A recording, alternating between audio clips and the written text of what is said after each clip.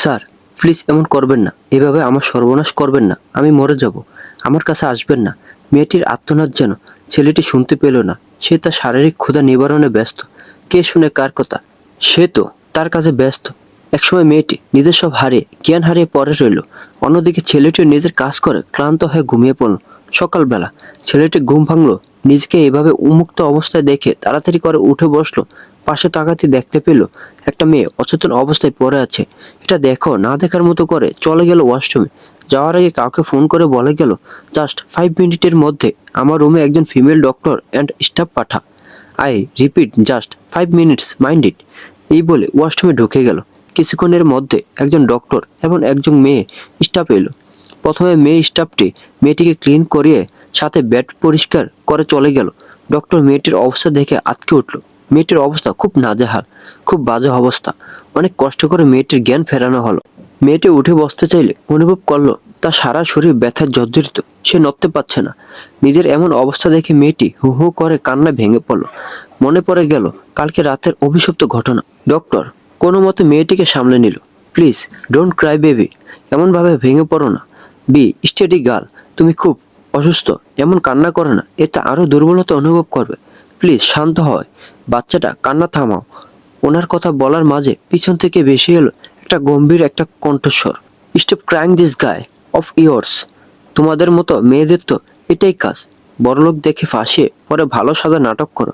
আমি আমার ম্যানেজারকে ফোন করে দিচ্ছি। কত চাও বলে নিয়ে তোমার এই সস্তা নাটক বন্ধ করো। স্টপ ফাক অফ ইয়ার্স ড্রামা। আবার কর্কশ কণ্ঠে বলে উঠল, ডক্টর আপনাকে যে কাজের জন্য আনা হয়েছে তা হলে আসতে পারে। ডক্টর আর কি বলবে, তিনি নীরবে রুম থেকে বের হয়ে গেলেন। উনি বের হওয়ার সাথে সাথে রুমে প্রবেশ করলো ইয়তীশ এর প্রিয় ঈশান। ঈশান স্যারের এমন রাগান্বিত কণ্ঠস্বর শুনে চমকে উঠল ঈশান। জি জি স্যার। মায়ের দিকে ইশারা করে বলল, দেখো এই মেয়ে কত টাকা চায়, দিয়ে বিদায় করো একে। এসব রাস্তার মেয়েদের আমি হেড করি। আমি যেন একে আর আমার অভিশে না দেখি। যত সব থার্ড ক্লাস গার্ল, রিডিকিউলাস বলে হনন করে বেরিয়ে গেল। মেয়েটি এমন কথা শুনে বাকশক্তি হারিয়ে ফেলেছে। কি বলে এই লোক? একটা মেয়ে তার নিজের ইচ্ছে নিজের সতীত্ব বিসর্জন দেয় কি? সব মেয়েরা কি টাকালোভী হয়? এই প্রশ্নের কোনো উত্তর মাহেরা জানা নেই। হ্যাঁ, মেয়েটার নাম মাহেরা। পুরো নাম মাহেরা শেখ। মাহেরা মধ্যবিত্ত পরিবারের মেয়ে। খুব ছোটবেলায় মাকে হারিয়েছে। এরপর বাবা আবার দ্বিতীয় বিয়ে করেন। উনি মাহেরের বাবার ফুফাতো বোন ছিল। মায়েরা যখন থেকে বুঝতে শিখেছে সেই থেকে দেখে এসেছে ওর বাবা ওর মাকে খুব অত্যাচার করত। এভাবে চলতে চলতে ওর মাও নিজের পথ দেখে বিয়ে করে ওকে ছেড়ে অন্যত্র চলে যায়। ওর বাবা মাহেরের মা থাকাকালীন নাকি ওর সৎ মাকে বিয়ে করেছিল লুকিয়ে। মা যদি না থাকে বাবা আসবে কোথা থেকে? সবাই সবার রাস্তা খুঁজে নিল। ওর জীবন কখনো আলোর দিশা দেখতে পেল না। মা ছেড়ে যাওয়ার পর সৎ মায়ের অত্যাচারে কোনো রকম বেঁচে আছে। বাবা তো কখনো খোঁজও নেয় না বেঁচে আছে কিনা। তার একমাত্র সন্তান ওর সৎ ভাই অনুভব শেখ। ওর দিকে ফিরেও তাকায় না। যতদিন ওর দাদি বেঁচে ছিল ততদিন ওকে কেউ দেখার মতো ছিল। সে মারা গেছে মাহির এসএসসি পরীক্ষার সময়। এরপর থেকে অনেক কষ্ট করে নিজের লেখাপড়ার খরচ চালিয়ে যাচ্ছে। দাদি থাকাকালীন ওর বাবা কোনো রকম ওর খরচ বহন করত, কিন্তু তিনি চলে যাওয়ার পর সব কেমন এলোমেলো হয়ে গেল। ঈশান মায়ের কাছে এলো। বুনু তুই ঠিক আছিস তো? কথাগুলো বলতে গিয়ে ওর কণ্ঠ কেঁপে উঠছিল। কি ভাগ্য মেয়েটার, কে একটু ভালোবাসে না, সবাই অপমান আর আঘাত করে। ছোট থেকে মেয়েটা খুব দুঃখী। শত কষ্ট করলেও কখনো মুখ ফুটে কিছু বলতে পারে না, শুধু নিজে ভিতরে চেপে রাখে। কেউ যদি একবার ওর ভিতরটা দেখতে পেত তাহলে ওকে কেউ এভাবে বারবার ভাঙতে পারতো না। মায়েরা শুধু মাথা নাড়ে হা জানালো ও ঠিক আছে। চোখ থেকে পানি পড়া থামছে না। সুন্দর মুখটা অতিরিক্ত কান্নার ফলে লাল হয়ে ফুলে উঠেছে। ঈশান হলো মায়েরার কাজিন, ওর ফুফির ছেলে। ওই মায়েরাকে এই কাজের ব্যবস্থা করে দিয়েছে। যেহেতু মায়ের বয়স অল্প তাই ও এই কোম্পানিতে ছোট একটা পজিশনে জব করে, আর এটার পুরো ব্যবস্থা করছে ঈশান। মায়েরা এবার অনার্স প্রথম বর্ষ স্টুডেন্ট, এখনো ওদের ক্লাস শুরু হয় নাই। বুঝতেই তো পারছেন এত কম লেখাপড়ায় এই বাজার তেমন বড় কোনো চাকরি করা সম্ভব নয়। আজকে যার সাথে মায়েরা এমন ঘটনা ঘটেছে তিনি এই company owner, Chowdhury group of ইন্ডাস্ট্রির কর্ণধার আইভান চৌধুরী ইহাতিশ। এই ব্যক্তি যথেষ্ট আর্গেন বজ্রাকি গম্ভীর একজন পার্সন। এক কথায় মানুষকে মানুষ বলে গণ্য করে না। আজকে হ্যাপি নিউ ইয়ার উপলক্ষে একটা পার্টির আয়োজন করা হয়েছিল। এখান থেকে ইয়তেশ ড্রিঙ্ক করে ড্রাঙ্ক হয়ে এত বড় একটা ঘটনা ঘটিয়েছে। তবে এটা তার কাছে নতুন কিছু নয়, এমন কাজ প্রায়ই করে থাকে। এক নাম্বার বখাটে একটা ছেলে, পবিত্র চরিত্রের অধিকারী কিনা। কিছুক্ষণ পর মাহি ঈশানকে জিজ্ঞেস করলো, ভাইয়া বাড়ি থেকে কি কেউ আমার খোঁজ করছে? হ্যাঁ বনু, মামা নিয়েছে। এই কথা শুনে মাহি খুশি হয়ে গেল। তার বাবা তার জন্য চিন্তা করে ভেবে মনটা আনন্দে ভরে উঠলো। কিন্তু এই খুশি বেশিক্ষণ থাকলো না। ঈশান পুনরায় আবার বলল, তোকে আর যেন ওই বাড়ির আশেপাশে না দেখে। তাই বলছে, যে মেয়ে বাড়ির বাইরে রাত কাটায় এমন নষ্টকে তিনি ঘরে রাখবেন না, তাই তোকে বাড়ি থেকে বের করে দিছে। কথাগুলো শুনে মাহেরা নিজের উপর একটা তাচ্ছিল্য হাসি দিল। ওর মতো অভাগার কপালে সুখ, এটা মানা যায় না। আর হলো তাই। শেষ আশ্রয়টুকু হারালো। নিজেকে ঠিক করে বলল, আচ্ছা ভাইয়া, তুমিও কি আমাকে নষ্ট মেয়ে ভাবছো, তাই না?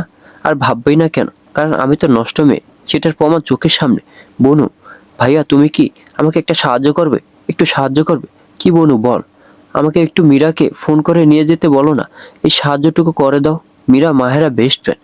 ওদের পরিবারের সবাই মাহেরাকে নিজের মেয়ের মতো দেখে। সবাই অনেক আগেই ওকে ওদের সাথে নিয়ে যেতে চেয়েছে, কিন্তু মাহেরা যায়নি। তবে আজকে ওকে যেতে হবে। সেদিন এরপর কেটে গেল 2.5 মাস। অনেকদিন ধরেই মায়েরা শরীরটা ভালো যাচ্ছে না। আজকে ডক্টর দেখাতে গিয়ে জানতে পারলো ও মাহাতে চলছে, ও অন্তঃসত্ত্বা। সেদিন এরপর কেটে গেল 2.5 মাস। অনেকদিন ধরেই মায়েরা শরীরটা ভালো যাচ্ছে না। প্রায় অসুস্থ থাকছে, খেতে পাচ্ছে না, কোনো কাজে মন বসাতে পারছে না। মীরার মা এই ব্যাপারগুলো লক্ষ্য করছে, তবে তিনি আবার ভাবছেন তার ধারণা ঠিক হতে পারে না। তাই তিনি বেশি জোর দিয়ে ডক্টর দেখতেও বলেন নাই। আজকে সব দিনের তুলনায় মায়ের এই শরীরটা বেশি খারাপ। কিছুক্ষণ আগে মাথা ঘুরে পড়ে গেছে। এটা নিয়ে মীরাদের পরিবারের সকলে চিন্তিত হয়ে পড়ছে।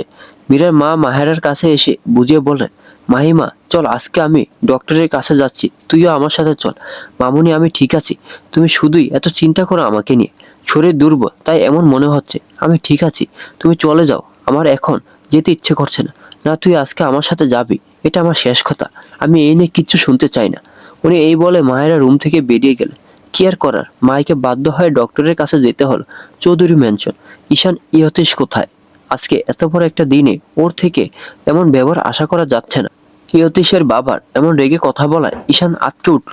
ঈশান নিজেকে সামলে কোনো রকমে বলল, আঙ্কেল আমি সত্যি জানি না ইয়তীশ স্যার কোথায় আছে। মিস্টার আরবান চৌধুরী আবার চিৎকার দিয়ে বলে উঠলেন, মজা হচ্ছে আমার সাথে? তুমি জানো না ইয়তীশ কোথায়? ও যেখানে যায় তোমাকে না বলে কোথাও যায় না, তাই মিথ্যা বলার চেষ্টা করবেন একদম। আপনার ছেলে চরিত্র তো ফুলের মতো, তাই সারা রাত কোথায় ছিল তার ঠিকানা আমাকে দিয়ে রাখছে। যত সব কাণ্ড, এসব বড় লোকদের।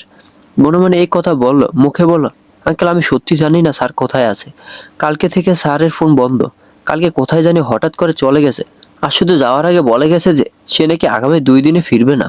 সবাই আমার সাথে মজা করছে, তুমি যাও, পরে কথা হবে। ওনার আদেশ পেয়ে ঈশান জায়গায় ত্যাগ করলো। আজকে সন্ধ্যা ইয়তীশের এনগেজমেন্ট পার্টির আয়োজন করা হয়েছে, আর যাকে নিয়ে এত মাতামাতি তার কোনো খোঁজ নেই। অন্যদিকের পরিস্থিতি আরো ভয়াবহ। মায়েরা মীরার মায়ের কথা মতো ওনার সাথে ডক্টর দেখাতে এসেছে। ডক্টর কিছু পরীক্ষা করার জন্য দিয়েছে, মাই সেইগুলো করার জন্য অন্য রুমে গেছে, সাথে মীরা আছে। আর মীরার মা এখনো ডক্টরের কাছে বসে আছে। ডক্টর মীরার মাকে জিজ্ঞেস করল, পেশেন্ট কি আপনার মেয়ে মিসেস? ওনার সহজ সরল উত্তর, হ্যাঁ ওটা আমার মেয়ে। ও আচ্ছা, ওনার হাজবেন্ড কোথায়? উনি আসেন নাই কেন? এত বড় একটা সুখবর ওনাকে প্রথম দেওয়া যেত। মীরা মা ডক্টরের কথা শুনে অবাক।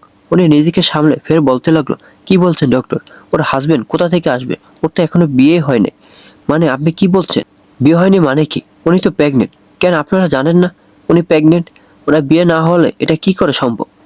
এর জন্যই আমি ওনাকে শিওর হওয়ার জন্য টেস্টগুলো করতে দিয়েছি। কথা বলার মাঝে ওনার মুখে বিস্ময়ের ছাপ ফুটে উঠেছে। আচ্ছা আমি দেখছি। মীরার মা এই কথা বলে ডক্টরের রুম থেকে বেরিয়ে গেল। উনি বেরিয়ে দেখলেন মীরা আর মাহেরা ওয়েটিং রুমে বসে আছে। ওদের কাছে গিয়ে বললেন, মীরা মাহেরা আমি যা জিজ্ঞেস করছি তার ঠিক মতো উত্তর দেবে।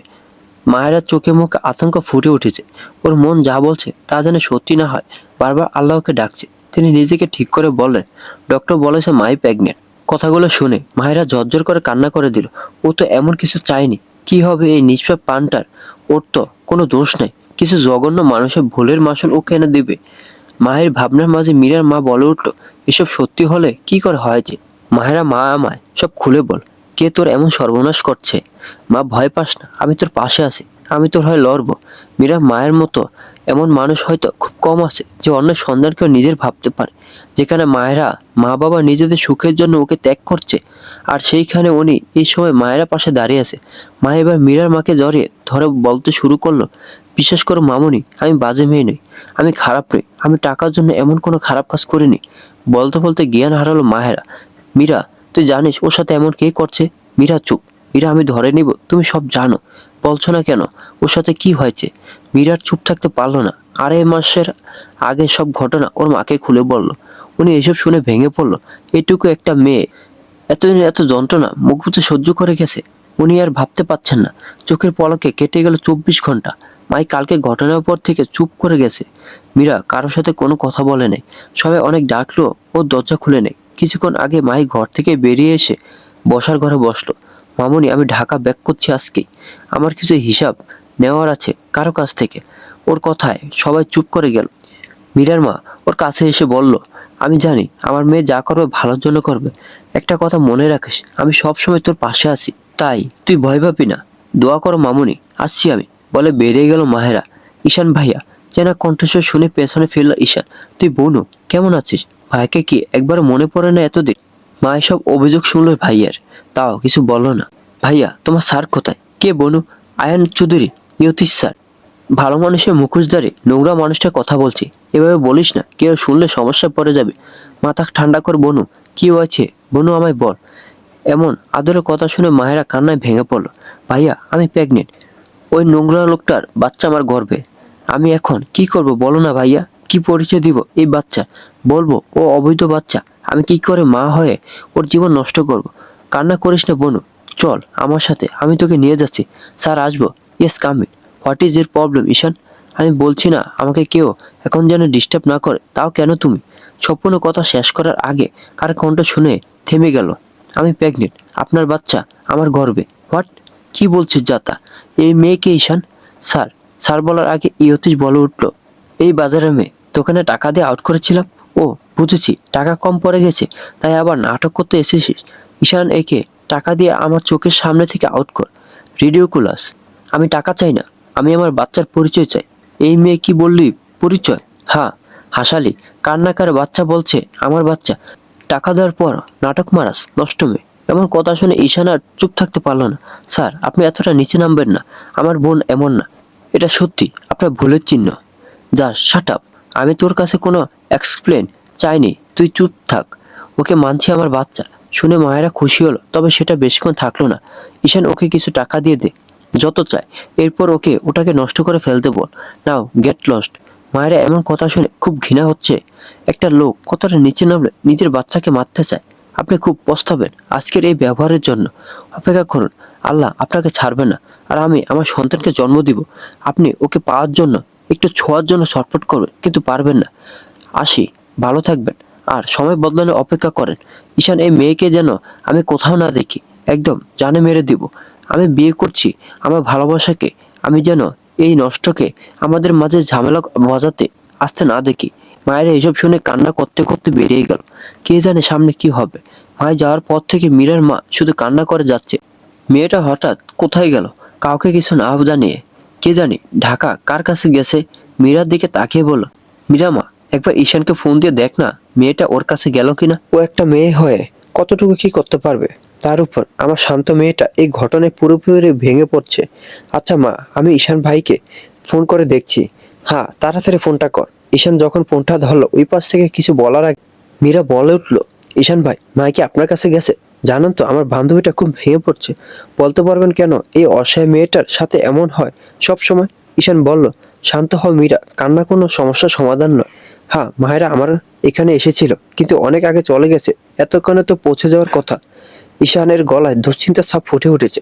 এরপর আবার বলল, মীরা, আমার বোনটাকে দেখে রেখো, ও খুব ভেঙে পড়েছে। আমি এক হতভাগা ভাই হওয়া নিজের বোনকে সাহায্য করতে পারছি না। জানো তো, যাদের মা বাবা থাকে না তাদের জন্য বাকি আত্মীয় স্বজনও মারা যায়। মীরা, আমার বোন যা সিদ্ধান্ত নিবে তাতে ওকে একটু সাপোর্ট করে ভালোবাসা দিয়ে আগলে রেখো। এখন যে ওর কাছে বেঁচে থাকাটাই বিষাক্ত মনে হচ্ছে। জানো, যাওয়ার আগে আমার সাথে আমার বোনটা কোনো কথা বলে যায় নাই। কথাগুলো বলতে বলতে ঈশান কান্না করে দিল। ওদের কথার মধ্যে বেল বেজে উঠল। মীরা মা দৌড়ে গিয়ে দরজা খুলে দেয়। বাইরে দাঁড়িয়ে আছে একটা অসহায় ভেঙে ঘুরিয়ে যাওয়া মেয়ে মাহেরা। চোখ থেকে পানির প্রবাহ বয়ে যাচ্ছে, চোখ মুখ ফুলে উঠেছে। মীরা মা মায়েরাকে এমন দেখে ঝাপটে নিজের বুকে জড়িয়ে নিল। মাহিমা, তুই কান্না করিস না। আর কেউ তোর পাশে না থাকলো তোর মামনি তোর পাশে থাকবে। এই কথা শুনে মায়েরা কান্নার ব্যাগ আরো বেড়ে গেল। ফুফে ফুফে বলতে লাগলো, মামনি, এই নিষ্পাপ প্রাণটার কি দোষ? ওকে কেন সবাই মারতে বলছে? ও ও তো কোনো অন্যায় করে নাই, তাও কেন সবাই ওকে মারতে বলছে? উনি ওকে মাথায় হাত বুলিয়ে দিতে দিতে বলল, মা তোকে কে কি বলছে? মামনিকে বলবি না। মায়েরা চুপ। আচ্ছা তুইও কি বাচ্চাটাকে মেরে ফেলতে চাস? চল তাহলে আমরা ডক্টরের কাছে যাই। না না মামনি, তুমি কি বলছো? আমি ওকে বাঁচাতে চাই, এই পৃথিবীর আলো দেখাতে চাই। না, কেউ ওকে আমার কাছ থেকে কেড়ে নিতে পারবে না। হঠাৎ মাহির এমন উত্তেজিত হয়ে পড়ায় মীরার মা ঘাবড়ে গেল। এর মধ্যে মাহি জ্ঞান হারিয়ে ঢলে পড়ল ওনার কোলে। ডক্টর ডাকা হলো, তবে এখনো ওর জ্ঞান ফিরে নাই। মীরার মা ডক্টরের কাছে গিয়ে জিজ্ঞেস করলো, ডক্টর মেয়েটা ঠিক হয়ে যাবে তো? দেখুন মিসেস খান, ওর মেন্টাল অবস্থা খুব খারাপ। এখন আপনারা সবাই ওর দিকে বেশি খেয়াল রাখবেন। ওকে এখন পুরো বাচ্চাদের মতো দেখভাল করতে হবে। আর ও যেন কখনো বেশি উত্তেজিত হয়ে না পড়ে, তাতে মা ও বাচ্চার ক্ষতি হবে। ওকে কোনো কিছুর জন্য প্রেশারাইজ করা যাবে না। এই বলে ডক্টর ঘর থেকে বেরিয়ে চলে গেল। কেটে গেল অনেকগুলো সেকেন্ড, অনেকগুলো ঘন্টা, দিন, সপ্তাহ, এরপর কিছু মাস। মায়েরার জন্য প্রত্যেকটা দিন এক একটা পরীক্ষা সমান ছিল। সমাজে মানুষের থেকে পাওয়া তিক্ত বাণীগুলো বাঁচার আশা পায় কেড়ে নিয়েছিল। কিন্তু ওই ছোট্ট পানটার জন্য ও সব মুখ বুজে সহ্য করে গেছে। আজকে দুপুরের দিকে মায়েরাকে হাসপাতালে নিয়ে যাওয়া হয়েছে। সেখানে মায়ের জন্ম দিল ফুটফুটে একটা বাচ্চা মেয়ে, যাকে আজকের সমাজ অবৈধ বলে গণ্য করে। আসলে কি তাই? ওকে সত্যি অবৈধ? ঈশানকে মীরা এই খবর জানিয়েছে। ঈশান মায়েরা মেয়ে হয়েছে শুনে খুশিতে কান্না করে দিচ্ছে। কিছুদিন আগে মায়েরা ওর বাবাকে দেখার জন্য অনেক কান্না করছিল, কিন্তু ওই মহান ব্যক্তি কোনো কিছু না জেনে নিজের মেয়েকে নষ্ট তকমা দিয়ে মীরার মাকে ফিরিয়ে দিয়েছে। সেখানে মীরার পরিবার শুরু থেকে মায়ের পাশে আছে। ইয়তেশ কাজ করছিল, তখন কেবিনে ঈশান অনুমতি নিয়ে ঢুকলো। স্যার কথা ছিল। কাজ করতে করতে জবাব দিল, কি কথা বল? স্যার আপনার একটা মিষ্টি দেখতে মেয়ে হয়েছে। স্যার চলুন না, একটাবার গিয়ে দেখে আসবেন। তোর সাহস হয় কি করে আমাকে এই কথা বলার? ওই নষ্ট মেয়েটা কান্নাকার বাচ্চা আমার বলে চালিয়ে দিচ্ছে, আর তুই তাকে আমার বাচ্চা বলছিস? আমার সাথে যেমন করেছে দেখ গিয়ে আরো। স্যার প্লিজ চুপ করেন, আমার বোন এমন না। স্যার দেখবেন পরে আবার পস্তাতে না হয় এর জন্য। আসি স্যার, ভুল হলে মাফ করবে। এই বলে ঈশান কেবিন থেকে বেরিয়ে চলে গেল। ওদের এই কথোপকথন বাইরে থেকে সব শুনেছে ইয়তীশের বাবা। ইয়তীশ বেরিয়ে যেতে নিলে ওকে আটকে জিজ্ঞেস করলেন, ইয়তীশ ঈশান কি বলে গেল? কার মেয়ে? আব্বু পরে কথা বলছি, এখন একটা জরুরি কাজ পড়ে গেছে বলে কোনো কিছুর অপেক্ষা না করে বেরিয়ে গেল। রাত আনুমানিক 12:30 বাজে। তখন কেউ দরজা খুলে মায়েরা রুমে ঢুকে পড়লো। যখন ওর ঘুম ভাঙলো, পাশে কাউকে বসে থাকতে দেখে আঁতকে উঠলো। ওকে কিছু বলার সুযোগ না দিয়ে আগন্তুক বলে উঠলো, তুই যদি তোর মেয়েকে বাঁচাতে চাস তাহলে এই শহর থেকে বিদায় হ। আর কেউ যেন এই বাচ্চা সম্পর্কে কিছু জানতে না পারে। বাঁচতে হলে মুখ বন্ধ রাখ। সুইটহার্ট, টাটা, ভালো থাকিস। চলে গেল আগন্তুক। এই কথা শুনে মাহি চিৎকার দিয়ে উঠলো। ওর চিৎকার শুনে মীরার মা নাচ দৌড়ে ওর রুমে এলো। এসে ওরা শুনতে পেল, মামনি আমার মেয়েকে ও মেরে ফেলবে, আমাকে এখান থেকে চলে যেতে হবে অনেক দূর। বলতে বলতে আবার চেতনা হারিয়ে ফেললো। সময় বহমান দেখতে দেখতে কেটে গেল 5টা বসন্ত। ওই দিনের পর মাহি বরিশাল ছেড়ে চলে গেল। আজকে ইয়তীশ আর ঈশান চট্টগ্রাম যাচ্ছে একটা জায়গায় দেখার জন্য। ওইখানে নতুন একটা অফিস তৈরি করা হবে। জায়গাটা কিছুটা গ্রামের দিকে, আবার পুরোপুরি গ্রাম নয়। ওই জায়গায় তেমন কোনো বড় স্থাপত্য নেই। ইয়তীশ রায় প্রথম ওই জায়গায় অফিস তৈরি করবে। ওরা বর্তমানে একটা ছোট রাস্তা দিয়ে যাচ্ছে, আর ওই রাস্তা দিয়ে ছোট একটা বাচ্চা তার কিছু সঙ্গী নিয়ে আসছে। হঠাৎ একটা বাচ্চা মেয়ে গাড়ির সামনে এসে যাওয়ায় ঈশান গাড়ির ব্রেক করে। তাতে বাচ্চা মেয়েটির বেশি কোনো ক্ষতি না হলো অনেকটা আঘাত পেয়েছে। মেয়েটির বয়স বেশি হবে না, মনে হয় 5-এর বেশি হবে না। ছোট্ট মেয়েটি পুতুলের মতো দেখতে। ব্যথার কারণে ফর্সা মুখটি লাল হয়ে গেছে। চুলগুলো বেশি বড় না, কাঁধ পর্যন্ত। চুলগুলো দুইটা ঝুঁটি, আর সাথে দুই পাশে দুইটা পুতুল ক্লিপ লাগানো। পুরাই ডল, যে দেখবে আর চোখ ফেরাতে পারবে না। ইয়তীশের মতো মানুষ এর এত সব ঝামেলা সহ্য হচ্ছে না, বিরক্ত হচ্ছে। বারবার বাইরে তাকিয়ে দেখছে কে এত কান্না করছে। এবার বিরক্ত হয়ে ঈশানকে বলে উঠল, ঈশান এদের কান্না নাটক বন্ধ হলে নেমে গিয়ে এই আবর্জনা গাড়ির সামনে থেকে সরা। ঈশান চাইলেও বাচ্চাটা মেয়েটির কাছে এতক্ষণ ইয়তীশের ভয়ে যেতে পারেনি। ঈশান যেন এতক্ষণ এই কথার অপেক্ষায় ছিল। আর এদিকে এতক্ষণ কান্না করলো। ইয়তীশের কথা শুনে কান্না বন্ধ করে রাগী লোক নিয়ে তেড়ে এলো ঈশানের দিকে। অবস্থা খারাপ দেখে ছোট মেয়েটির থেকে বয়সে অনেকটা বড় একটা মেয়ে এগিয়ে এসে ওর হাত ধরে টেনে নিয়ে একটু দূরে গিয়ে বলল, তিশু বোন বাড়ি চল, এই গাড়িওয়ালাদের সাথে লাগতে যাস না। পরে তোর মার কাছে খবর গেলে তোর পিঠে লাঠি ভাঙবে। প্লিজ বোন, আর ঝামেলা বাড়াস না। তুমি চুপ কর আপুই। লোকটা কি বললো শুনলে না? আমি নাকি আবর্জনা? আমার মায়ের মেয়েকে লোকটা কত বড় অপমান করেছে, এর মজা তো বুঝতে হবে গাড়িওয়ালাকে। যখন ঈশান বাচ্চাটাকে দেখলো, ঈশান এক মুহূর্তের জন্য স্তব্ধ হয়ে রইল। এই বাচ্চা অবিকল ওর স্যার এর মতো দেখতে হবে। এই বাচ্চাটা পরীর মতো সুন্দর। এদিকে ইয়তাসের ঝাঁঝালো কণ্ঠ শুনে ওর ঘোরটা কাটলো। এই কাকু, আমি জানি তুমি গাড়িওয়ালা নও, ওই পচা কাকুকে নামতে বলো, দেখাচ্ছি আমি আবর্জনা। কত বড় সাহস আমাকে রাগ দেখায়। ঈশান মনে মনে ভাবছে, কি বাচ্চারে বাবা, কথায় কি তেজ, কি মেজাজ, স্যারের কপি। আচ্ছা তুমি শান্ত হও, আমি স্যারকে ডাকছি। এখন বলো তো, তোমার নাম কি বাবু? এই আমি একদম বাবু না, আমি আমার মায়ের বিগ চাইল্ড। মা বলে তা তো ওই একই হলো, লাস্ট অব্দি তো তুমি একটা বাচ্চা। যাই হোক, তোমার নাম বলো। আবার বাচ্চা বলছো? আমি বলছি না আমি বিগ চাইল্ড। হুম, আর আমার নাম আইবিনা শেখ ইহতিশা। বুঝলে? স্কুল ক্লাস 3 ক্লাসে চলছে। নীরবতা কিছুক্ষণ পর বাকি 2 ক্লাসের বাচ্চারা হাজির হল। শুধু শোনা যাচ্ছে একটা সুন্দর কণ্ঠ, মিষ্টি কণ্ঠ। উপস্থিত সকল বাচ্চারা চুপ করে বসে আছে। সবার মুখের দিকে তাকালে বোঝা যাচ্ছে সবার খুব মন খারাপ। সবাই মন দিয়ে ম্যামের কথা শুনছে। আর মন খারাপ হবেই বা না কেন, তাদের প্রিয় ম্যাম তাদের ছেড়ে অন্যত্র চলে যাচ্ছে। 3 বছর এদের নিয়ে গড়ে উঠছিল ছোট একটা পরিবার। এই ম্যাম আর কেউ না, মিস মাহেরা শেখ। এই বয়সী সকল বাচ্চাদের টিচার বলতেই বিরক্ত কোনো ব্যক্তি বলে গণ্য করে। ওরা কিন্তু মায়েরা ক্ষেত্রে সম্পূর্ণ ভিন্ন। এই ম্যামকে সবাই খুব ভালোবাসে। মায়েরাকে সবাই ভালোবেসে মিষ্টি ম্যাম বলে ডাকে। তারা সকালে মিষ্টি ম্যামকে খুব খুব বেশি ভালোবাসে। তাদের মিষ্টি ম্যাম শুধু তাদের ম্যাম নয়, তাদের ফ্রেন্ড। মায়েরা এখানে আসার পর প্রথম 2 বছর একটা কোম্পানিতে জব করতো, আর এটা মীরার মামার ছিল, তাই ওকে একটু বেশি সুযোগ সুবিধা দেওয়া হতো। তবে ও এটা নিতে চায়নি। তাই মেয়ে একটু বড় হওয়ার পর বাড়ি থেকে অনেকটা দূরে একটা প্রাইমারি স্কুলে 2 বছরের জন্য গেস্ট টিচার হিসেবে জয়েন করেছিল। পরে এটা বাড়িয়ে 3 বছর করা হয়েছে। আর আজকে ওর শেষ ক্লাস ছিল। কিছুক্ষণের মধ্যে ছুটির ঘন্টা বেজে গেল, আর সকালে মিষ্টি ম্যাম বের হয়ে চলে গেল। এরপর হয়তো আর এই বাচ্চাগুলোর সাথে দেখা হবে না। চট্টগ্রাম মীরার মামা বাড়ি। মীরার মাই এখানে ওর থাকার ব্যবস্থা করে দিয়েছিল। এখানে আসার পর প্রথম 1 সপ্তাহ মাই মীরার মামা বাড়ি ছিল। তারপর একটা ছোট্ট ফ্ল্যাট নিয়ে ওইখানে শিফট হয়। মীরার মামা মামাই সবাই ওকে তাদের কাছে রাখতে চেয়েছিল, কিন্তু মাই থাকতে নারাজ ছিল। ক্লাস শেষে যখন বের হলো, হঠাৎ তখন ওর ফোনটা বেজে উঠলো। মীরাদের বাড়ি থেকে ফোন এসেছে। মায়েরা ফোনটা রিসিভ করার সাথে সাথে একটা ঝাঁঝালো কণ্ঠস্বর শুনতে পেল। আরে, তোর কি কোনো কাণ্ডজ্ঞান নেই মাহি? আজকে সারাদিনও ফোন তো একবারও করলি না। আবার আমার পাকা বুড়ির সাথে কোনো কথা বলতে পারি নাই। মীরা মাহেরা এমন কথা শুনে ওর মুখে হাসি ফুটে উঠল। এরপর ও বলল, রাগ করিস না মিরু, আজকে তোর পাকা বুড়ি আমার সাথে আসে নাই। জানিস আজকে কি বলছে? মাম্মা, আমরা তো কালকে মিমিদের কাছে একেবারে চলে যাচ্ছি, তাই আজকের দিনটা একটু আমায় আমার বান্ধবীদের দাও। আমি আর কি করি, ভালো মানুষের বাচ্চার মতো তাকে তার বান্ধবীদের দিয়ে দিলাম। মাহেরা ওই পাশ থেকে এবার মীরার মায়ের কণ্ঠ শোনা গেল। আচ্ছা বুঝলাম, পাকাপুরি একটা। শোন মাই, তাড়াতাড়ি বাড়ি যাবি আর আমাকে আমার চড়ুইয়ের সাথে কথা বলে দিবি। আমার চড়ুইটা একদম তোর বিপরীত। তুই যতটা শান্ত আর আমার চড়ুইটা ঠিক ততটা চঞ্চল। আচ্ছা শোন, রাখছি, আমার কাজ আছে। আমার চড়ুই আর তোর খেয়াল রাখিস। সাবধানে বাড়ি ফিরিস। মাই ফোন কেটে দিয়ে অতীতের তিক্ত কথাগুলো মনে করে চোখের পানি ছেড়ে দিল।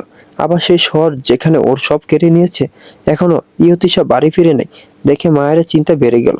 ওকে যাওয়ার আগে বলে গেছিল, মাম্মা তুমি ফেরার আগে আমি বাসা চলে আসবো, কিন্তু সেই মেয়ে এখনো বাড়ি ফিরে নেই। ভাই তাড়াতাড়ি করে পাশের ফ্ল্যাটে গেল। এর কারণ এই ফ্ল্যাটের ছোট 6টা বাচ্চা ইয়তিশাকে নিয়ে ওরাই একটা গ্রুপ। এদের মধ্যে সব থেকে ছোট ইয়তিশা, অথচ সে এই দলের নেত্রী।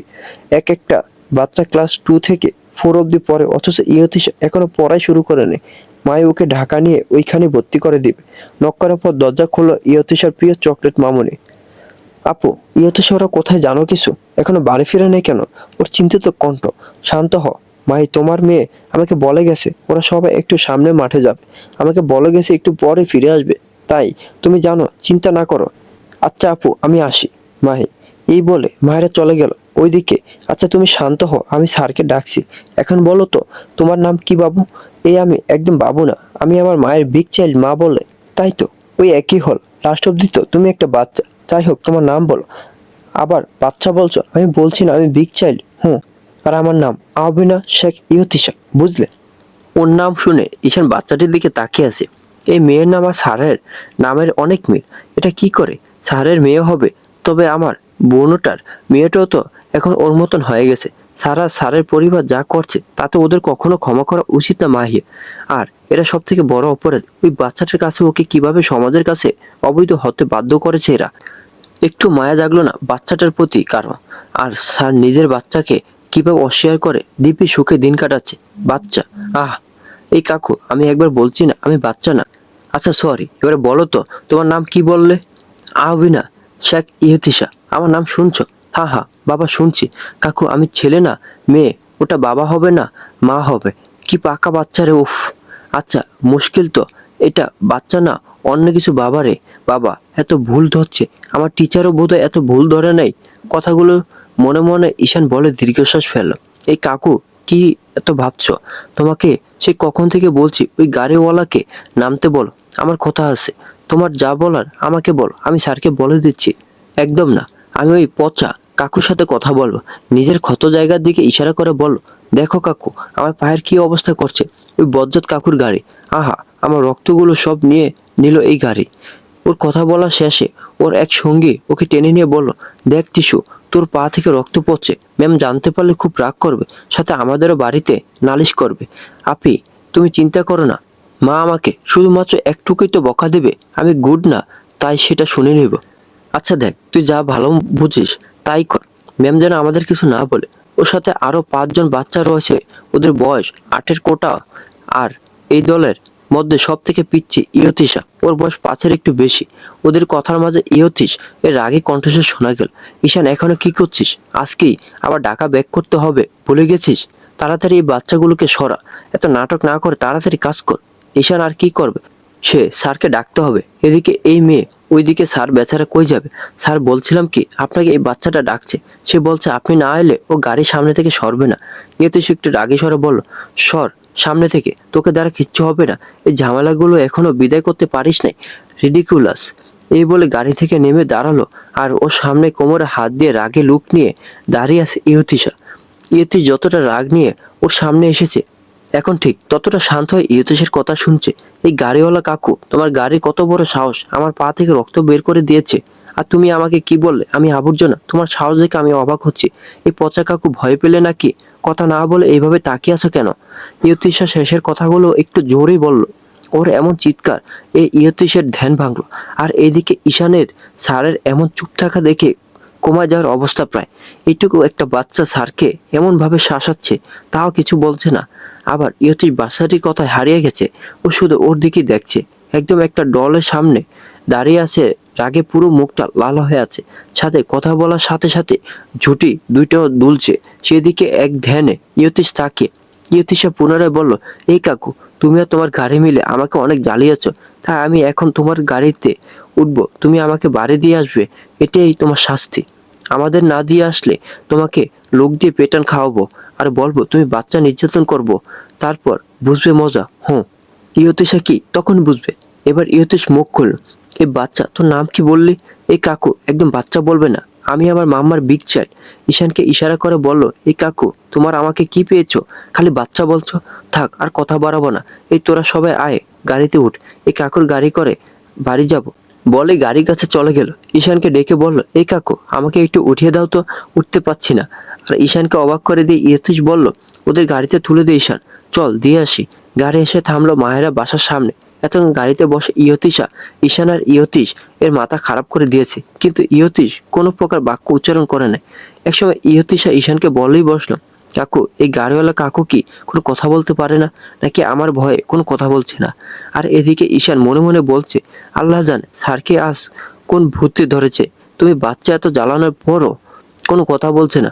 আমার জায়গায় থাকলে বুঝতে বাচ্চা, আমি নেহাত ভালো মানুষ বলে এখনো আছি স্যারের সাথে।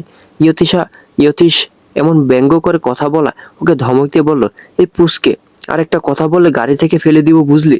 So don't try to be over smart child. এটা শুনে ইয়তিশের উত্তর ছিল, এই কাকু, একদম বেশি জোরে কথা বলবে না। আর তুমি আমাকে ধমকাচ্ছ কেন? এই আমি কি তোমাকে ভয় পাই নাকি? যত সব জ্বালা আমার। হ্যাঁ, আমাকে পারলে গাড়ি থেকে ফেলে দেখো, আমি তোমায় নিয়ে পড়বো, দেখে নিও। এই পুসকে চুপ কর। এই তুমি আমাকে আবার ভয় দেখাচ্ছ?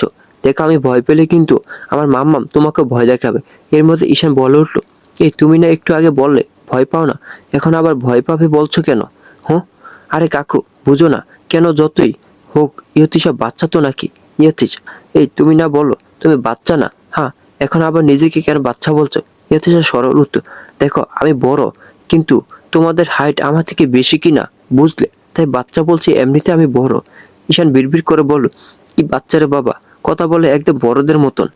একে কে জানে এর মা কিভাবে সামলায়। এভাবে কেটে গেল গাড়ির ভেতরের সময়। গাড়ির দরজা খোলার সাথে সাথে ইয়তিশা সহ বাকি 5 জন নেমে গেল। ঈশান বলল, এই যে শোনো, এখন তুমি তোমার বাসায় চলে যাও, আমরা আমাদের কাজে চলে যাচ্ছি। হ্যাঁ? এই কাকু একদম না। এবার ইয়তিশ প্রশ্ন করলো, কেন? ইয়তিশা বলল, শোনো গাড়িওয়ালা কাকু, আমি ব্যথা কেমন করে পেয়েছি তোমার আর তোমার গাড়ির কারণে আমি ব্যথা পেয়েছি। তাই তুমি এখন আমাকে আমার বাসা পর্যন্ত দিয়ে আসবে। আমার মাম্মামকে তোমাদের দেখে সব খুলে বলতে হবে না যে আমি এসব ঝামেলা নিজে বাধাইনি, তোমার গাড়ি এসে আমাকে ব্যথা দিয়েছে। ঈশান এই আবর্জনাকে ওর বাসায় দিয়ে তাড়াতাড়ি আসবে। আমি এসব নাটক একদম সহ্য করব না। তোকে তো পরে দেখে নিচ্ছি, মাইন্ড ইট। ইয়তিশকে এত রেগে যেতে দেখে ইয়তিশা বলে উঠল, এই কাকু, খালি এত রাগও কেন? চল এখন আমাকে আমার মায়ের হাতে দিয়ে এসো। বাকি বাচ্চাগুলোর দিকে তাকিয়ে, তোমরা তাড়াতাড়ি বাসা যা, আমি তো হাঁটতে পারছি না, তাই এই গাড়িওয়ালা কাকু আমায় কোলে নিয়ে চলে যাবে। এই কাকু আমাকে কোলে তুলো তো দেখি, তাড়াতাড়ি করো, বাসায় আমার বাবা অনেক কাজ পড়ে আছে। তোর সাহস তো কম না, আমাকে অর্ডার করিস। তোকে তো কাকু, তোমার কি রাগে অসুখ আছে? হ্যাঁ? কথাগুলো বলে গোল গোল চোখ করে ইয়তিশ এর অপেক্ষায় বসে আছে। ওকে কোনো কিছু বলতে না দেখে সামনে এগিয়ে হাত বাড়িয়ে ওকে কোলে নেওয়ার জন্য এগোবে, তখন কেউ এসে ওকে ঝড়ের ব্যাগে কোলে তুলে নিল। কিছুক্ষণ আগে ব্যালকনির উপর থেকে ইয়তিশা যখন দাঁড়িয়ে দাঁড়িয়ে কারোর সাথে এমন হাত নাড়িয়ে নাড়িয়ে কথা বলতে দেখে ওকে নিতে নিচে আসছিল, তখন সামনের ব্যক্তি দুজনকে দেখে কাঁপতে শুরু করলো। এক মুহূর্তের জন্য কথা বলার শক্তি হারিয়ে ফেলল। ওদের থেকে কিছুটা দূরে স্তম্ভিত হয়ে দাঁড়িয়ে রইল। এরপর হঠাৎ লক্ষ্য করল ওই লোকটার দিকে। ইয়তিশ হাত বাড়িয়ে কোলে উঠতে গেলে তখন মায়েরা এসে ওকে ছিনিয়ে নিল। ওকে কোলে নিতে নিতে দেখতে পেল ওর পা থেকে রক্ত বের হয়ে শুকিয়ে গেছে। ইয়তিশের দিকে ইশারা করে ইয়তিশাকে জিজ্ঞেস করলো, মা, ওই লোকটা তোর সাথে কি করছে? হ্যাঁ, তোকে এই লোকটা ব্যথা দিয়েছে তাই না? বল না মাম্মাকে। আর ইয়তিশা মাকে মাথা নেড়ে হাত জানালো, জানো মাম্মা, ওই যে লম্বা গাড়িওয়ালা কাকু আমার পায়ের এই অবস্থা করছে। জানো, আমি যখন ব্যথা পেয়েছি ওরা দুজনে কেউ আমাকে একটু আদর করে নেয়, আমার ব্যথা জায়গায় ওষুধ দেয় নেই বলে কান্না করে দিল। আর এদিকে ইয়তিশ বা ঈশান কারো বুঝতে বাকি নেই যে এটা কার সন্তান। আর সব থেকে অবাক করা বিষয় হচ্ছে যে মেয়েটা এতক্ষণ ওদের জ্বালিয়ে মারলো, সেই মেয়ে কিনা মায়ের কাছে কতটা আদুরে হয়ে কথা বলছে। ইয়তিশার থেকে ওর ব্যথা পাওয়ার বিষয়টি শুনে সব ভয় ভুলে ইয়তিশের উপর ঝাঁপিয়ে পড়লো। এই নোংরা লোক, আপনার সাহস হলো কি করে আমার মেয়েকে আঘাত করার? এই, আপনি কি আমার মেয়েকে মারতে এসেছেন? আমি তো আপনার কথা মতো আপনার সামনে যাইনি, আপনি কেন এখানে চলে এলেন? ঈশান এর কাছে গিয়ে বলল, ভাইয়া, উনি কি আমার মেয়েকে মারতে এসেছে? বলো না, ওরা আমার মেয়েকে মেরে ফেলবে। চলে যেতে বলেন না ওনাকে, উনি আমার মেয়েটাকে মেরে ফেলবে। এই ভদ্রবেশে লোকগুলো সব এক একটা পশু। ইয়তিশ কোনো কথা বলছে না, ও শুধু ইয়তিশার দিকে তাকিয়ে আছে, কি যেন ভেবে চলছে। মায়ের এই আহাজারি ওর কান অবধি পৌঁছাচ্ছে না, এখন শুধু ওর ধ্যান জ্ঞান ইয়তিশা। আর ইয়তিশা ওর মায়ের কান্নারত মুখের দিকে তাকিয়ে আছে। ওর ছোট্ট মনে ভয় হচ্ছে, কেন ওর মা এমন করে কান্না করছে? কে কি করছে ওর মাকে? ইয়তিশার কাছে এগিয়ে গিয়ে জিজ্ঞেস করলো, মাম্মা, তোমার দেখে এমন কান্না করছে কেন? তুমি কি আমার মাম্মাকে কিছু বলছো? মাম্মাকে কি করে চিনো? হ্যাঁ, কথা বলো গাড়িওয়ালা কাকু। ইয়তিশাকে আবার ইয়তিশের কাছে যেতে দেখে ওকে টেনে বুকে জড়িয়ে নিল। বিড়বিড় করে বলতে শুরু করলো, তুই ওর কাছে যাবি না, ওরা তোকে মেরে ফেলবে, আমি তোকে হারিয়ে ফেলবো, আমার থেকে নিতে এসেছে তোকে। নিজেকে ঠিক করে বলো, ইয়তিশা বাসায় চল, এখানে আর এক মুহূর্ত না, আমাদের কাজ আছে। মায়েরা চলে যেতে নিলে ইয়তিশের কোথায় ওর পা থেমে গেল। এই মেয়ে, দাঁড়া, এটা কি তোর মেয়ে? তুই ওর মা তো? মায়েরা ঠিক একইভাবে দাঁড়িয়ে আছে, বরং ইয়তিশাকে আরো কাছে টেনে নিয়ে এলো। এই মেয়ে, কথা বলছিস না কেন? আমি কিছু জিজ্ঞেস করছি, শুনতে পাসনি ড্যামেট? ইয়তিশার ওর মায়ের সাথে এমন ব্যবহার সহ্য হলো না। ওই ইয়তিশার মতো একই সুরে বলে উঠলো, এই কাকু, তুমি আমার মায়ের সাথে এমন করে কথা বলছো কেন? এই, একদম স্টপ, আমি তোকে কিছু বলছি, তুই কেন কথা বলছিস? মায়ের দিকে তাকে, এ মেয়ের স্পিক আপ, এটা কি তোর মেয়ে? হ্যাঁ, এটা আমার মেয়ে, শুধুই আমার মেয়ে। আর কিছু জানার আছে আপনার? এটা শোনার পর কি হলো সেটা কেউ বুঝলো না। ইয়তিশাকে ইয়তিশ গেলে ধরতে মায়েরা চেঁচিয়ে উঠলো, এই নোংরা হাত দিয়ে আমার মেয়েকে ধরবেন না একদম। যাকে মেরে ফেলার জন্য এত কাজ করলেন তাকে ধরার কোনো অধিকার আপনার নেই। ও শুধু আমার মতো নষ্টের মেয়ে, একদম ওকে ছুবেন না। এক মুহূর্তের জন্য ইয়তিশ এর রাগে লাল হয়ে গেল মুখটা। ওকে অপমান করা হয়েছে এটা বুঝতে পারলো। এই বাজারে মেয়ে, তোর সাহস হয় কি করে আমার সাথে এমন করে কথা বলার? তুই কি ভাবছিস ওকে দিয়ে আরো টাকা নিবি তাই না? এই, তোদের মতো মেয়েদের এমন করা লাগে তাই না? আর ঈশান শুধু ওদের কাহিনী দেখে যাচ্ছে। ওর বোনের এই রূপ ওর কল্পনার বাইরে ছিল। ওর বোন ইয়তিশকে একদম ঠিক জবাব দিয়েছে। ওর কথাগুলো প্রত্যেকটা সত্যি। আর ইয়তিশ স্যার মেয়েকে দেখে এমন ব্যবহার ওর ধারণা ছিল না। তার কণ্ঠে ফুটে উঠেছে কাছে পার বেকুলতা। তুই আর তোর মেয়েকে যেন আমার সামনে আর কখনো না দেখি, বুঝলি? একদম দুটোকে মেরে ফেলবো। এই, তোকে না তখন বলেছিলাম বাচ্চাটিকে অ্যাবর্শন করতে? মেরে বাকি কথা আর বলতে পারলো না, সম্পূর্ণ কথা শেষ করতে পারলো না কেন জানি। আবার ইয়তিশার দিকে তাকিয়ে ওর কাছে যেতে গিয়েও যেতে পারলো না। পিছনে ফিরে ঈশানকে ডেকে নিয়ে চলে গেল। ঈশান ওর স্যারের এমন ঠান্ডা গলা শুনে কিছু না বলে চলে গেল। ইয়তিশের এমন কথা শুনে মায়েরা কেঁপে উঠল, আবার ভেঙে রেগে চলে গেল। ঠিক যেমন 5 বছর আগে ওকে কিভাবে নিচে নামানো হয়েছিল। মায়েরা বুঝে না কি করে একটা মানুষ এত খারাপ হয়। সবাই চলে যাওয়ার পর মায়েরা কান্না করে বলছে, সবাই শুনছো? মায়েরা আবার ভেঙে গেছে, গুড়িয়ে গেছে। ওর সুখ কারো সহ্য হয় না, কারো না কারো না। যেখানে সবার এত পূর্ণতা, সেখানে আমার প্রাপ্তির খাতাটা কেন শূন্য হয়ে পড়ে আছে? একটা মেয়ের প্রথম নিরাপদ স্থান মা বাবা, কিন্তু আমার ক্ষেত্রে সম্পূর্ণ ভিন্ন।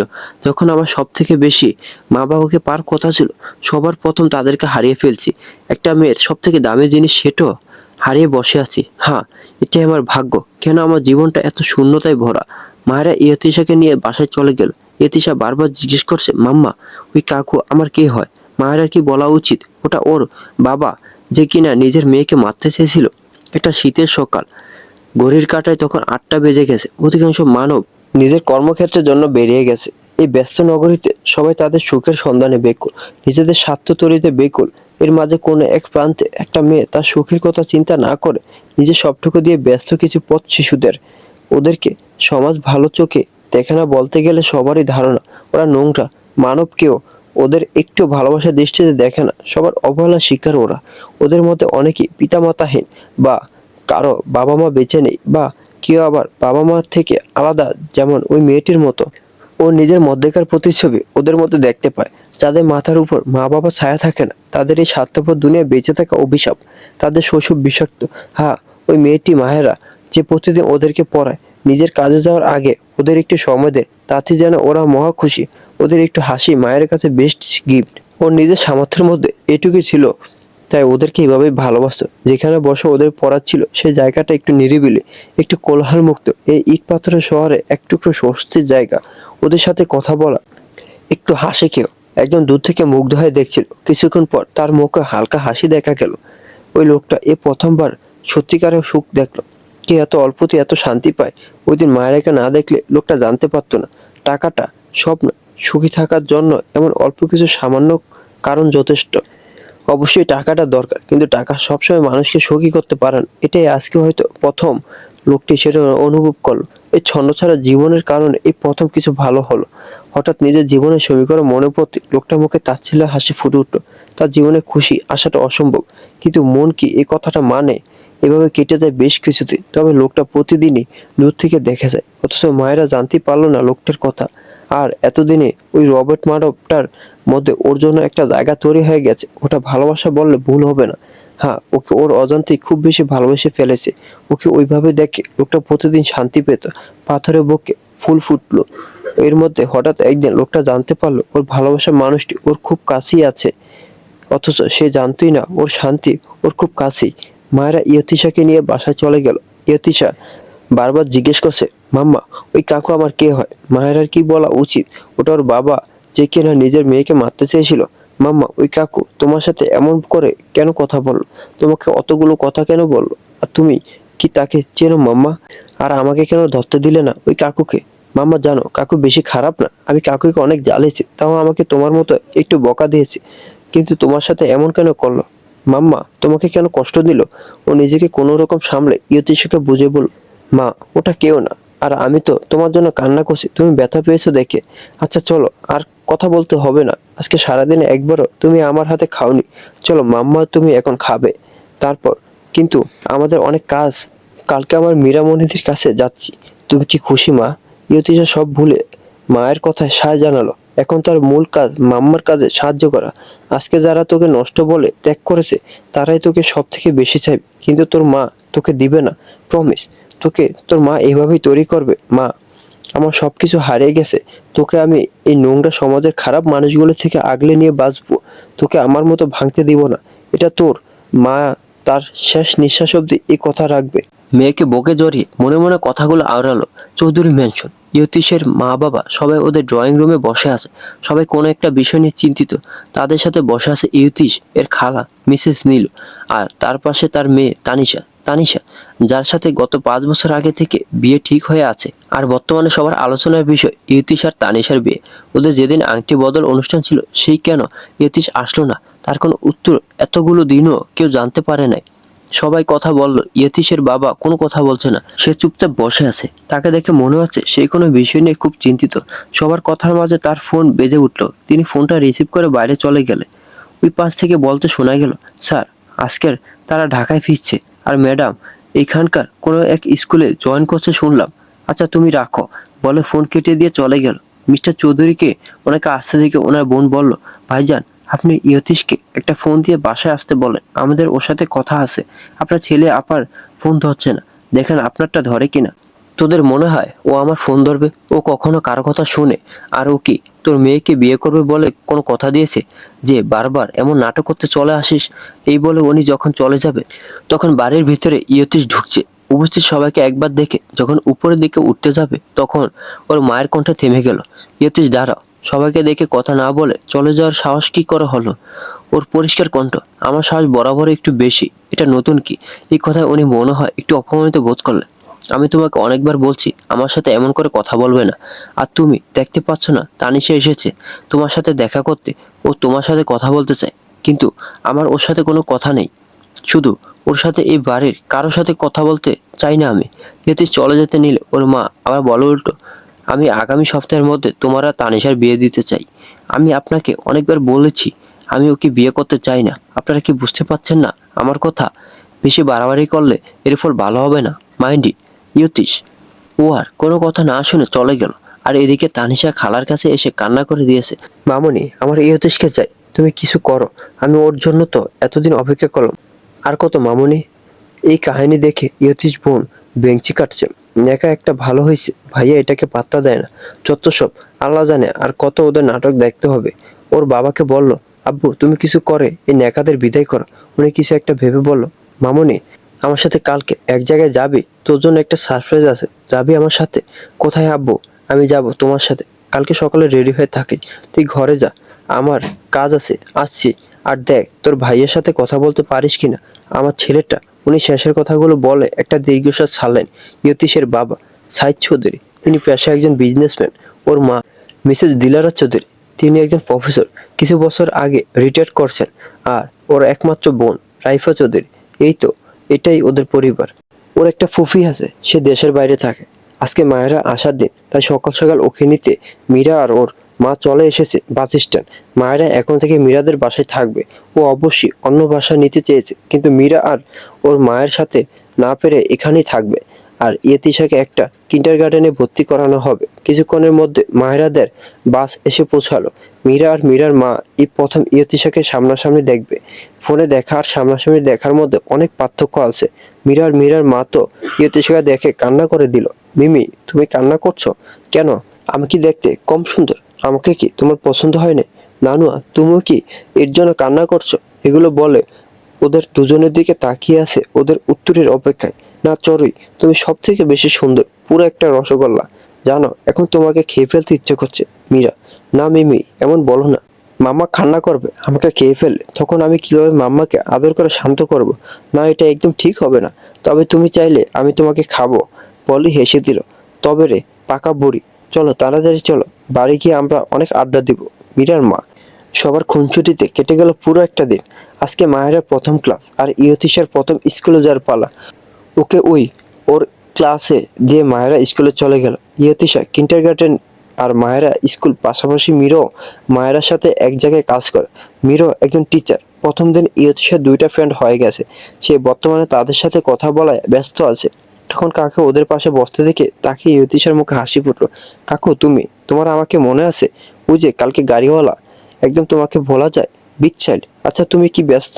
হ্যাঁ, দেখো ওরা আমার নিউ ফ্রেন্ড, ওদের সাথে খেলছি, তুমিও খেলবে? না। আচ্ছা চলো, তোমার সাথে কেউ একজন দেখা করতে এসেছে, তোমার একটা দাদু। কিন্তু আমি তো কাউকে চিনি না, আর আমার তো একটা নানাই আছে। মীরা মিমির বাবা, আমার তো কোনো দাদুই নেই। আর মাম্মা অপরিচিত কারোর সাথে দেখা করতে বা কথা বলতে না করছে। আমি যাব না তোমার সাথে, তুমি বরং আমার কাছে তাকে নিয়ে এসো। চৌধুরী মেনশ ইয়তীশ বিয়ে করবে না বলে চলে যাওয়ার পর থেকে কিছুক্ষণ পর পর তানিশা কান্না করে যাচ্ছে। কালকে এত অপমানিত হওয়ার পরও এরা দুই মা মেয়ে এখনো নিজেদের বাড়িতে যায় নাই। আর ওকে থামানোর জন্য মিসেস চৌধুরী অনেক কিছু বলে বুঝিয়ে যাচ্ছে, তাতে কাজের কিছু হচ্ছে না, বরং মেয়েটার ঢং আরো বাড়ছে। মা কান্না করিস না, আমি আছি তো, সব ঠিক করে দিব, একটু শান্ত হ। তোর বিয়ে ইয়তীশের সাথেই, এক সপ্তাহ পরেই তোর বিয়ে হবে। তোর মামুনি তোকে কথা দিচ্ছে, আর তোকে অপেক্ষা করতে হবে না। তুই এবার কান্না বন্ধ কর মা, কালকে থেকে কিছু খাসনি, এখন অন্তত কিছু খেয়ে নে মা। এমন সুন্দর কথা শুনে তানিশা মিসেস চৌধুরীকে জড়িয়ে ধরে বলল, মামুনি তুমি খুব ভালো, তাই তো তোমাকে এত ভালোবাসি। আচ্ছা চলো, আর বলতে হবে না। এদিকে ওনার মনে মনে আরেক চিন্তা, উনি জানে ওনার ছেলে কেমন, যা একবার না বলবে তা কখনো ওকে দ্বারা করানো সম্ভব নয়। কথা তো দিলেন বোনের মেয়েকে, কিন্তু রাখতে পারবে কি না তাতে সন্দেহ আছে। আজকে যেহেতু মায়েরা প্রথম ক্লাস ছিল, তাই শুধু পরিচয় পর্বেই পরের ক্লাস শেষ করে চলে এসেছে। আজকে মায়েরা তাড়াতাড়ি ছুটি নিয়েছে, এর মূল কারণ ইয়তীশা। ওকেও তো তাড়াতাড়ি আনতে হবে, ওরও তো আজকে প্রথম দিন। আর ওই মেয়ে যে চঞ্চল, তাতে কাউকে না জ্বালিয়ে শান্ত থাকবে না। নতুন জায়গা আবার কোথায় বেরিয়ে না যায়, যতই পাকা পাকা কথা বলুক, আসলে ও তো এখনো বাচ্চা। যদি কেউ ভুলেও এবার বাচ্চা বলতে পারে, আর তার রক্ষে নেই।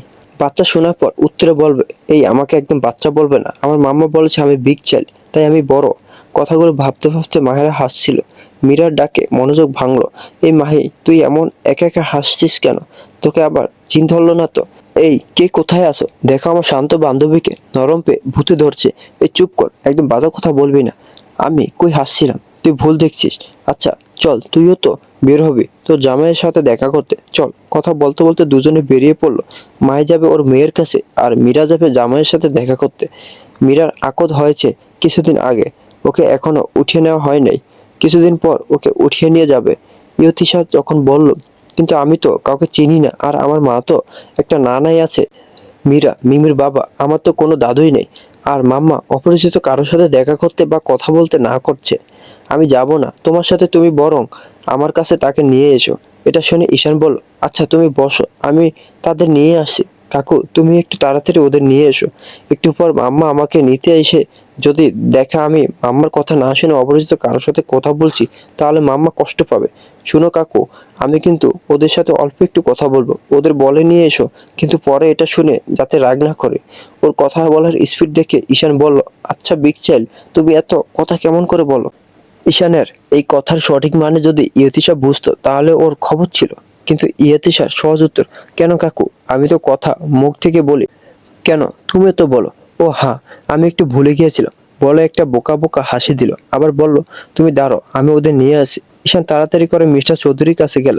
ঈশানকে একা ফিরে আসতে দেখে ইয়তীশের বোন জিজ্ঞেস করলো, এ কি ঈশান ভাইয়া, তুমি একা কেন? কাকে আনতে গিয়েছিলে? সে কই? আব্বু যার সাথে দেখা করতে এসেছে। রাইফা এখনো জানে না যে কার সাথে ওরা দেখা করতে এসেছে। ওকে যখন মিস্টার চৌধুরী কালকে সারপ্রাইজ দিবে বলল, তখন কিছু না জিজ্ঞেস করে রাজি হয়ে গেছিল। আজকে আসার সময় উনি শুধু বলছে কারোর সাথে দেখা করতে নিয়ে এসেছে, ওকে এইটুকুই। তাই রাইফা ঈশানকে একা ফিরে আসতে দেখে এইগুলো বলল। তারাও বলছে, আগে শান্ত হও। সাইদ চৌধুরীর দিকে তাকে, আঙ্কেল সে বলছে যে আমার সাথে দেখা করতে চায়, আমি তো তাকে চিনি না। আর আমি যখন বলছি তোমার সাথে একটা দাদাই দেখা করতে চায়, এটা শুনে তার উত্তর ছিল, আমার তো একটা নানাই আছে, মীরা মিমির বাবা, আমার তো কোনো দাদুই নেই। আর মাম্মা অপরিচিত কারোর সাথে দেখা করতে বা কথা বলতে না করছে। আমি যাব না তোমার সাথে, তুমি বরং আমার কাছে তাকে নিয়ে এসো। কি বুঝলে, এটা আসলে আপনাদের প্রোডাক্ট, এতে কোনো সন্দেহ নাই বলে হাসতে শুরু করলো ঈশান। একদম ঠিক বলছো, এটুকু বয়সে এত পাকা বুদ্ধি বড়দেরও হার মানিয়ে দেয়। আঙ্কেল আমার একটা প্রশ্ন আছে। তাকার প্রশ্ন করতে হবে না, তুমি জানতে চাইছো আমি কি করে তার কথা জানলাম, ওটার উত্তর সময় করে পরে বলবো। এখন চলো, আমি আমার নাতির সাথে একটু ভাব জমি আসি। আঙ্কেল আবার কি আর কিছু বলবে? ঈশানের দিকে তাকে, হ্যাঁ স্যার, তার সময় খুব কম, তাই ওখানে গিয়ে বেশি কথা বলতে পারবেন না।